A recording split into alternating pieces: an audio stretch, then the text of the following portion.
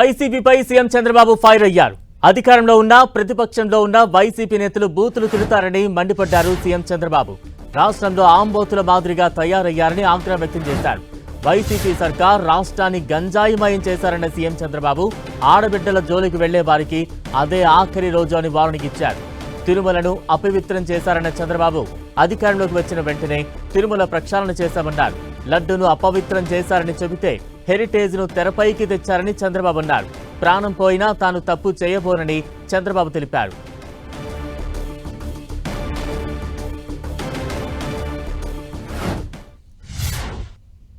ఆ రోజు మనం చూస్తే విధ్వంసమైన ఆర్థిక వ్యవస్థ, ఆంధ్రప్రదేశ్ అంటే అందరూ చీకొట్టే పరిస్థితి.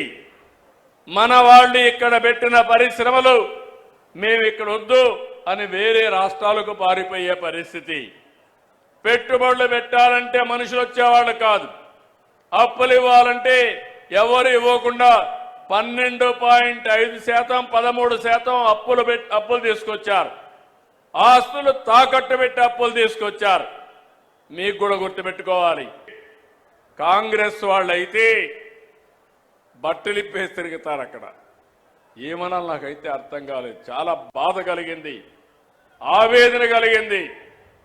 ప్రపంచంలో 60-70 దేశాలు టెక్నాలజీలో ముందుకు పోతా ఉంటే అలాంటి దాన్ని స్వాగతించాల్సిన వ్యక్తులు, మన యువత ప్రయోజనాలు కాపాడవలసినటువంటి పార్టీలు బాధ్యత లేకుండా అర్ధనగ్నంగా వచ్చి ప్రదర్శన చేశారంటే దీన్ని చాలా తీవ్రంగా ఖండిస్తున్నా, గర్హిస్తున్నా. మంచిది కాదు, ఇది దేశానికి నష్టం అని చెప్పి కూడా మీకు తెలియజేస్తున్నా. అధికారంలో ఉంటే బూతులు తిడతారు, అపోజిషన్లో ఉంటే కూడా బూతులు తిడతారు.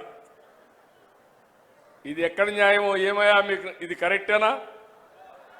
మీకైతే కోపం రాదా? మీ తల్లిని తిడితే మీకు కోపం రాదా? మీ ఇంట్లో వాళ్ళని తిడితే మీకు కోపం రాదా? మనం తిట్టించుకోవడానికి రాజకీయం చేస్తున్నావా?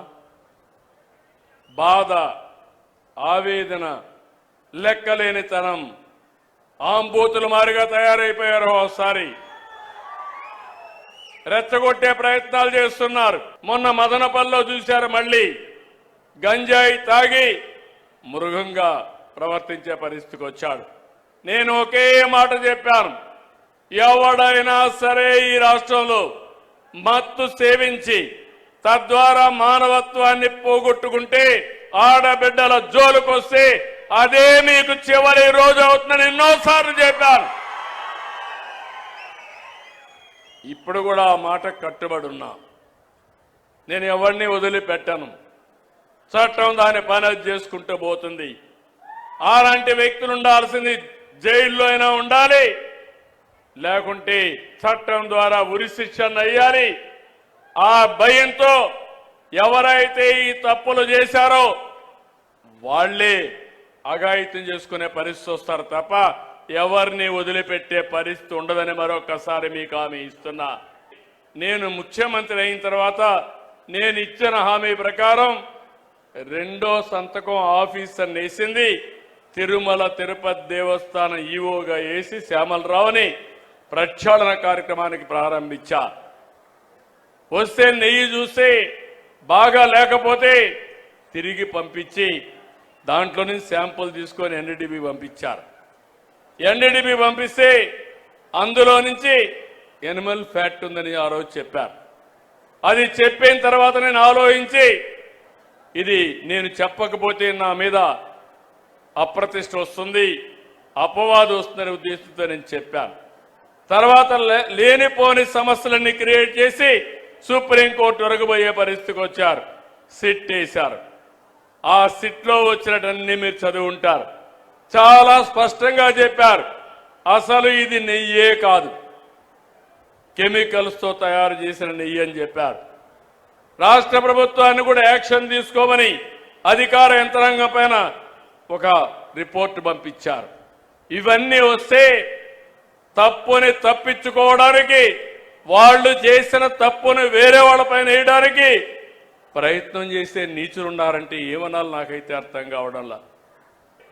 అపవిత్రం చేశారని చెప్తే అవినీతి జరిగిందని చెప్తే తిరిగి హెరిటేజ్ అనే కంపెనీ తీసుకొచ్చి నా పేరే వేసి తప్పించుకోవాలంటున్నానంటే కరుడు గట్టిన నేరస్తుడు అవునా కాదా అని మిమ్మల్ని అడుగుతున్నా. అలాంటి నేరస్తులతో రాజకీయం చేయాలన్నా? నిన్న సాక్షాత్తు వెంకటేశ్వర స్వామి ఫోటో కూడా కౌన్సిల్లోకి తీసుకెళ్లిపోయారు. చెప్పులేసుకొని వెంకటేశ్వర స్వామి ఫోటో పెట్టుకొని ఫోటోలు తీసుకొని ఇసిరిసేస్తారు. అంటే ఏంటి మీ అజం, ఏంటి మీ అహంకారం? మీ అహంకారం అంతా ఒకటే, ఒక రాజకీయ పార్టీ అని.